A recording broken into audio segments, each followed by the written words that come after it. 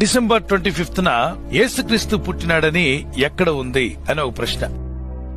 December 25న Christmas జరుపుకోవడం మొదటిగా ఎప్పుడు ప్రారంభించబడిందంటే క్రీస్తు శకము 366లో రోమన్ చక్రవర్తి కాన్స్టాంటిన్ మానవుల రక్షణార్థమై యేసు ప్రభు చేసిన శిలువ యాగం త్యాగం నేను గుర్తిస్తున్నాను చెప్పాను.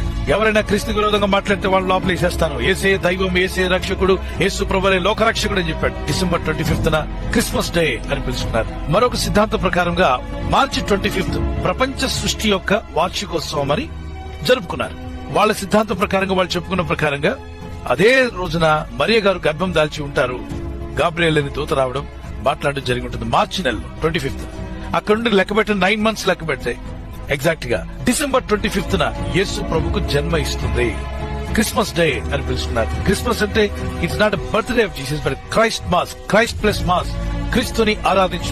శకం క్రీస్తు పూర్వం అని మీరు పరీక్షలో కూడా రాశారు కదా. మనం దినములను జరుపుకోవచ్చునా అంటే దినాన్ని పూజించకూడదనే దేవుడు డేట్ ని మెన్షన్ చేయకుండా దాన్ని మరుగు చేశాడు. గ్రిగోరియన్ క్యాలెండర్ దాన్ని బేస్ చేసుకునే ప్రపంచంలో ఈ రోజు వాడే క్యాలెండర్ మీ మొబైల్ ఫోన్ లో చూస్తే ఈ క్యాలెండర్. మీరు ఎన్నో క్యాలెండర్లు ఉన్నాయి, కానీ యేసు జన్మకు ఆధారమైన ఈ క్యాలెండర్ ఎందుకు హైలైట్ అయింది దాన్ని బట్టి కూడా తెలుసుకోవచ్చు. ఏసే దైవం, ఏసే రక్షకుడు, మరొక లేడు రక్షించేవాడు యేసు ఒక్కడే అని క్రీస్తును అంగీకరించిన వాడికి ప్రతిరోజు క్రిస్మస్. Download ShareChat.